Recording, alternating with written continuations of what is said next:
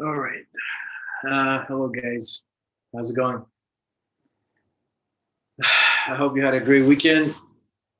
This is week 13, which means next week it's Thanksgiving, which means that we have one more week and then it's finals week. Okay. So we're almost done. Uh, let's try to finish strong. Okay. So, what we're going to do today is I'm going to give you some feedback about what you submitted for this week, for last week. And we're going to talk about again what we have to submit until, excuse me, Sunday. Not this Sunday. Yes, this Sunday. And then I want to talk about the synchronous meeting we have this week. And yeah, pretty much present the last chapter. I have two chapters for today. One is covered by the TA, and the other one, the last one, will be covered by me. And that's it. All right. So concerning feedback, I have my notes right here. We had LO 22, LG 22, LO 23, LG 23. Sorry. The the LO 22, the average score was pretty low, 59%. There was no items. There was no item that I should just give you some specific feedback, random items that you didn't answer correctly. So I don't know what happened there. The learning gain was pretty good of the same chapter, 96%, and so was the LG 23 for the next chapter, again 96%, and the learning opportunity for chapter 23 was 91%. So I don't know what happened with learning opportunity for the 22nd chapter, to be honest. And again, I don't have specific feedback about specific items because it's not that most of you missed something specific. Okay, that was one thing I wanted to cover. I'm gonna share our Moodle site so I can give you some more specific feedback about what we have and what we need to do. All right, let's see if it's gonna work. Um,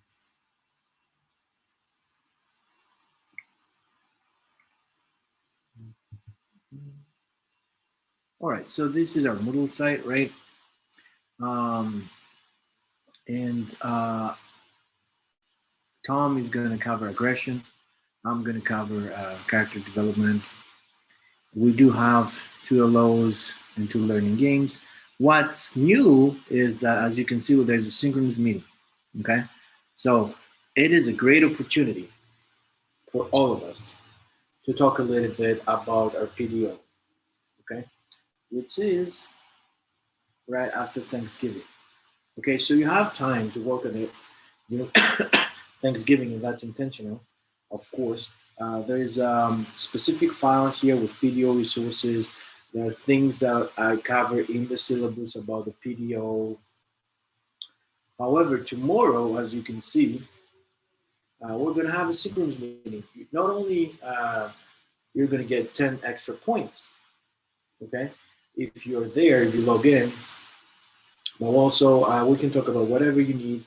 And I would like to talk a little bit about the PDO, just so we don't have any questions before you go home, in case you're not home already. Okay. Time. I tried a lot to put a little later, in case you have classes or you work. So you see it's at 4. We're going to have again 45 minutes. We don't have to use all of it, but we're just going to talk. And again, I'm guessing that some of you will have questions about the PDO. That's perfect time. Also tomorrow, office hours. Okay, so even if you can't make the 4 o'clock synchronous meeting and you can come between 8 and 12:30, You're not going to get any extra point, but we can still talk about whatever you want to talk about. Okay, so tomorrow I'm going to be pretty much the whole day online from 11 to 12:30, and then from 3 to almost to 6, because I will have a lot of synchronous meetings back to back to back. Anyway, for you, 8 to 12:30 office hours, 4 o'clock synchronous meeting. All right. I don't want you to forget that. I'm gonna include all that information in that post. I'm gonna include in our form for today. Cool. All right. So as I said, we have 2 chapters for today, and that's aggression in sport, covered by Tom. I've already uploaded on YouTube. I'm gonna share the link, and I'm gonna go ahead and talk about chapter 25, which is the last chapter of our textbook. Excited? All right.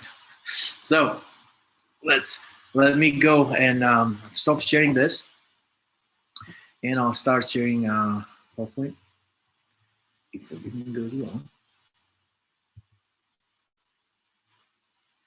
All right. So last chapter, character development and good sporting behavior.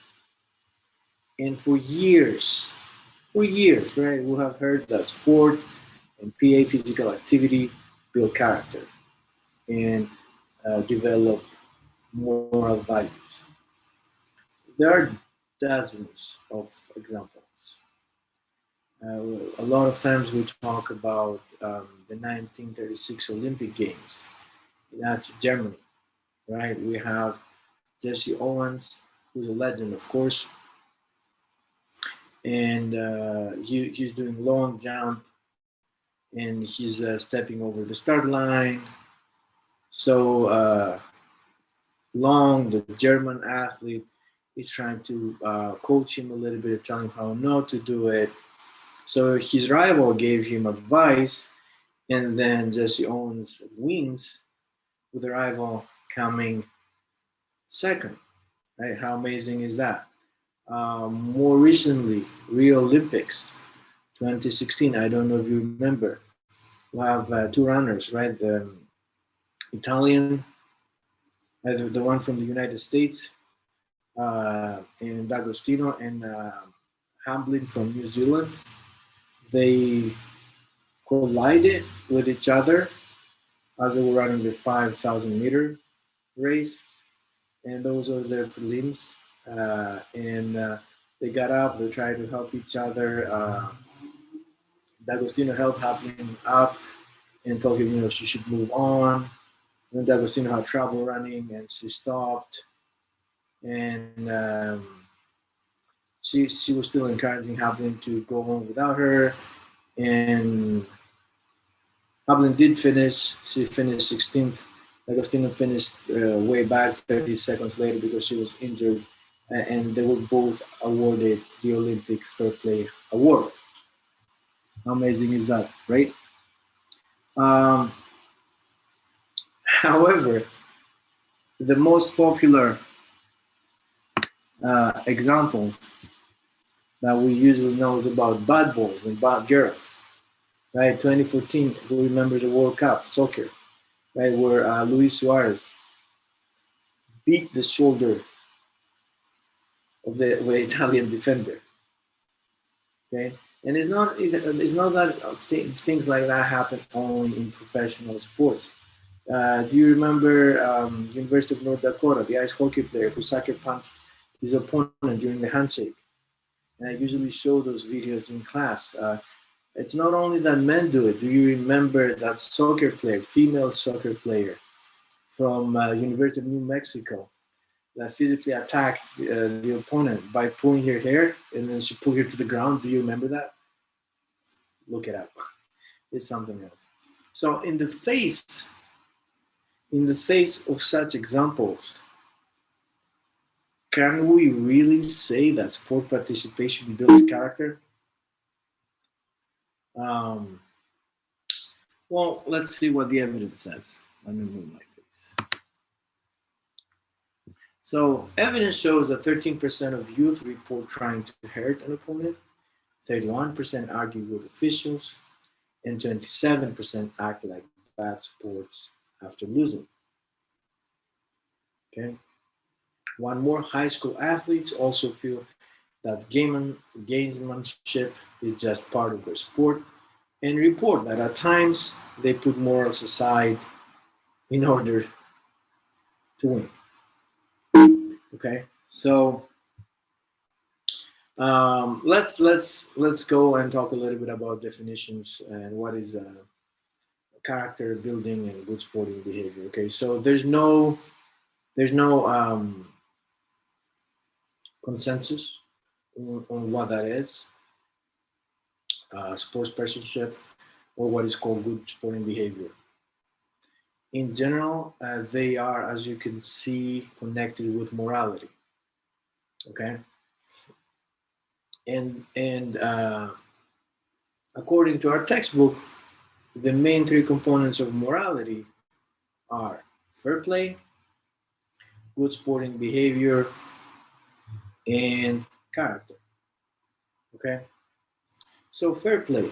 A lot of times you heard about fair play. Let me give you an example, and you can read the slide by yourself. Like in soccer, for example, when there is an injured player from the other team, usually we kick the ball out, so the game is interrupted, which means the doctors can get inside and check that player.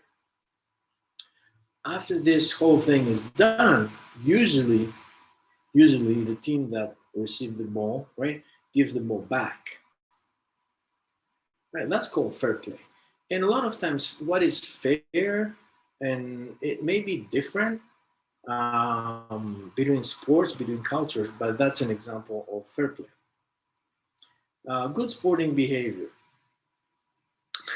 So here, as you can see, involves an intense striving to succeed, tempered by commitment to play to the play spirit, such that ethical standards will take precedence over strategic gain when the two conflict.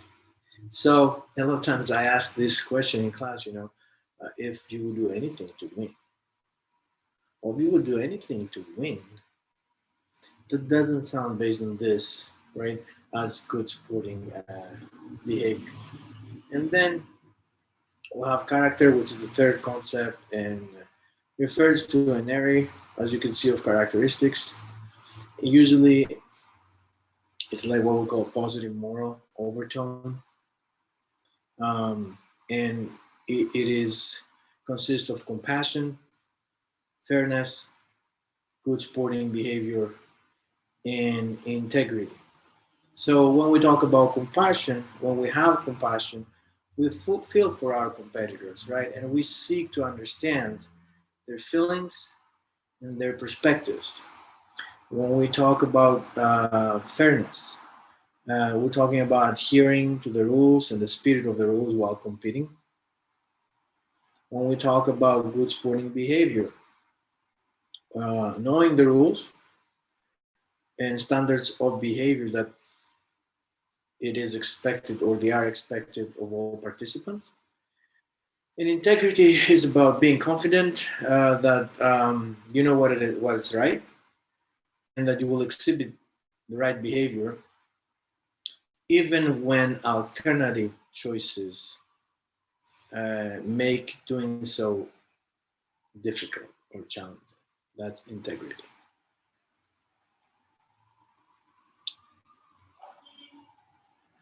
So no matter how you define character development and good sporting behavior, um, we have three approaches that are trying to explain how this is happening. We have social learning approach, the structural developmental approach, and the social psychological approach. The first one is from Albert Bandura, is not one of the new ones. And you can see that good sporting behavior and attitudes are learned through modeling. So by watching others of what they do and what they do not do, right? Reinforcement, being reinforced when you're doing something good, being penalized when you're doing something that's not good, and then comparison with others. So yeah, I'm trying to do something because I want to fit in a specific group. So this, as you can see, is more about the social perspective, the environment, okay? And here, we also care about the moral disengagement. Before we move there, let's talk about the negative affective efficacy, which is the ability to regulate your own negative emotions, and then the resistive self-efficacy, which is the ability to resist, to react when you have those negative emotions. Right? Think like somebody kicked you while you were playing soccer, right? What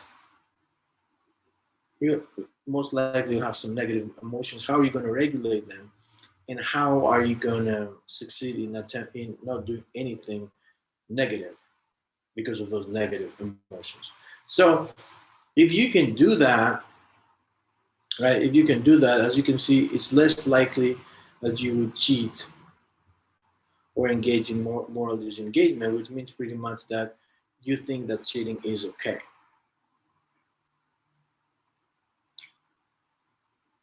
Now, the structure of development approach. Here, that reasoning and that behavior, as you can see, doesn't just depend on the environment, it depends on some personal characteristics that have to do with the personal growth and development in the child and how that child interacts with the environment. So we have here three main terms that we need to discuss. Moral reasoning, the decision process whereby the rightness or wrongness of action is determined. Okay? In order for that to happen, there's a process called moral development. As an example, like you go through a specific curriculum. Okay, let's say you go to military school, and because you go to military school, you develop those morals that help you with your reasoning, which reasoning will lead you to where? To that moral behavior, which is actually the execution of whatever act you decide that's moral or not. So moral reasoning will stem from moral development and will lead to moral behavior. That's the main idea of this second approach. And psychologists have created this figure, and in general, sorry, have created those um, sequential steps. Um, and you can see we start from level 1 and we go all the way to level 5. The first one, I'll use an example for all of those. Let's say you're playing soccer again. I'll use the same example. Keep it simple. And you want to kick somebody or somebody kicks you. So that's the example, kicking somebody, right? So if you are at level 1, right, you're going to kick somebody if nobody sees you, right? If you're on level 2, you're going to kick somebody if they kick you. If you are on level 3, you're not going to kick somebody because you don't like getting kicked yourself. Okay? If you're on level 4 now, you move from something internal to external, as you can see. And you're not kicking somebody because there are rules that prohibit that. And if you're on level 5, which is the highest of all, you're not kicking somebody not because there are some rules, but also because you think that everybody deserves to play in a safe environment. And level 5, a lot of times you're going to do what's right for everybody. And that's a side note, even if there are external rules that say the opposite. Okay. So as you can see here, moral reasoning results from individual experiences. But Usually you can see that as you move from level 1 all the way to level 5, reasoning progresses from decisions based on yourself, right, or self-centered interests to a concern with mutual interests of all the people involved. And then we have the social psychological approach is more complex, and pretty much as you see, it connects both of the approaches before. So we have the social factors, but also we have the personal elements and how all these interact with each other. Uh, the key point here that is kind of special and unique, as you can see, are the social agents. So have parent coaches and other people that you really appreciate their opinion, and they will label or define for you what's good sporting behavior. This is one way, and we do that in class, SCBS. We measure the good sporting behavior.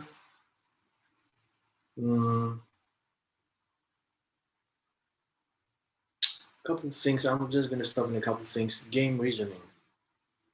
A lot of times you see athletes like fighters, for example, in the ring, and they have a different kind of reasoning when they are athletes compared to other just citizens. So they behave differently. Um, and that's in general that's not good. So they believe that doing something in the ring is acceptable compared to doing it outside in real life. Um, Moral identity. Yeah, that's a nice term. It has to do, as you can see, how the athlete sees himself or herself relative to various moral traits such as caring, honesty, generosity. And that will influence their behaviors, the antisocial behaviors. That's the moral identity. Is your self-perception of how moral you are or not. Females tend to use higher levels of moral reasoning than males do. High levels of weak orientation most likely is not good when we talk about moral development. Mm.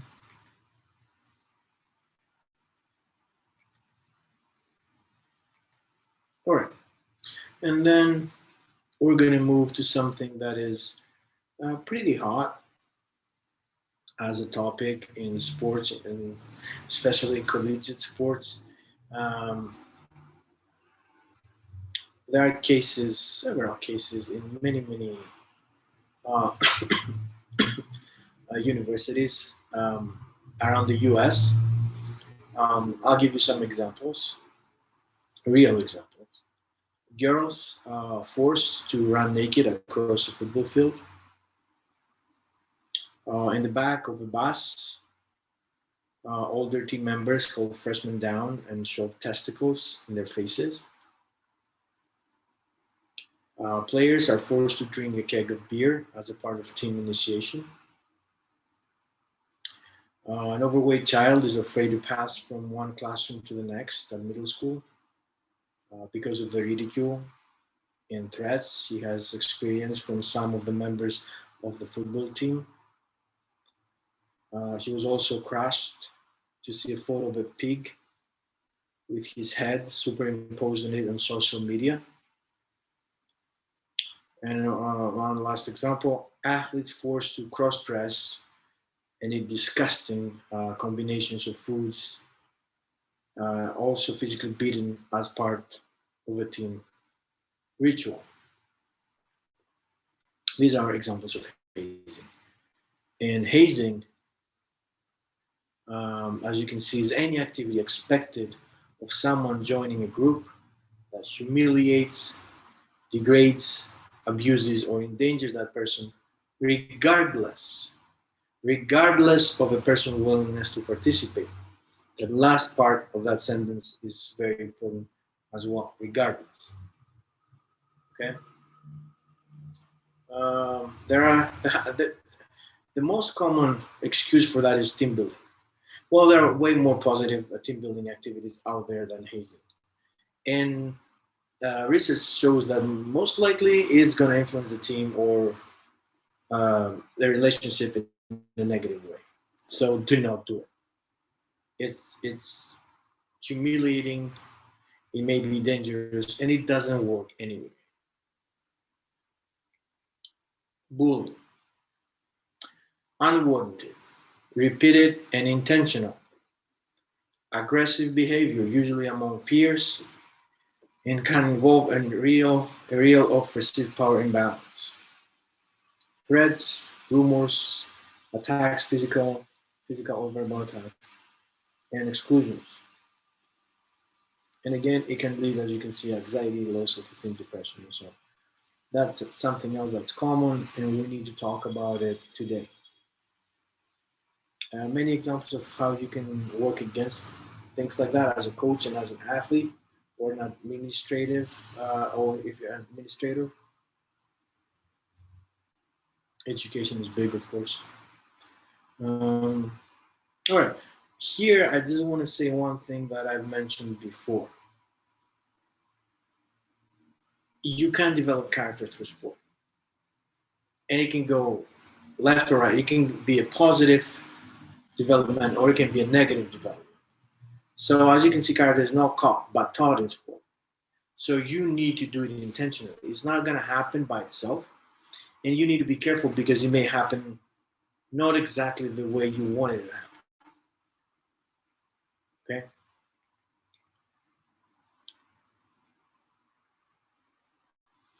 Okay, so another thing is about sport participation and delinquency. We have four explanations. Four explanations of why we think that in organized sports, people that are participants in organized sports are less likely than non-participants to engage in delinquent behavior.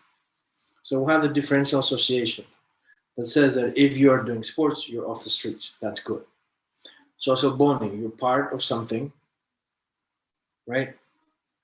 And you want to be seen like them and you want to imitate them like your coach or bigger, more successful athletes. The labeling hypothesis, right? If you are an athlete, automatically you receive a lot of benefits that athletes receive. Think about being a successful athlete on campus, right? It's a very good thing. That's the labeling hypothesis. And the last thing is the economic strain.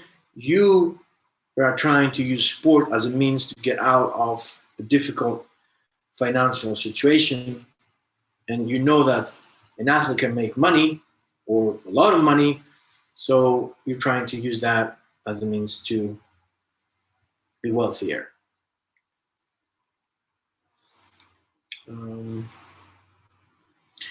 Concerning gang behavior, again, it has been proven that it is helpful.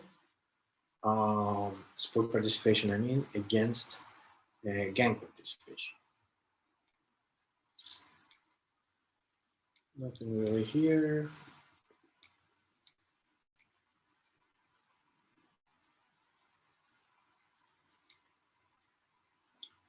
Nothing that you can read by yourself. Resilience is a positive psychology construct that pretty much has to do with the third dot, bouncing back from adversity. And it's something that can be taught, and it's something that is very, very helpful to have as a trait and during character development through sports. I think that's pretty much it. Yeah. So that's it for me. That's all from me, guys. That was the last chapter. Thank you for your patience. We've covered so many different subjects, and that's amazing. I covered what you submitted. I covered what you have to submit. I told you about office hours tomorrow. Also, synchronous meeting tomorrow. I'm gonna post all these links on the forum right after this. Um, if I don't see you tomorrow, I'll see you in 2 weeks. So in 2 Mondays, because next week is Thanksgiving week for the semester at least. Stay safe, stay healthy, and obviously live intentionally, not habitually. Bye, guys.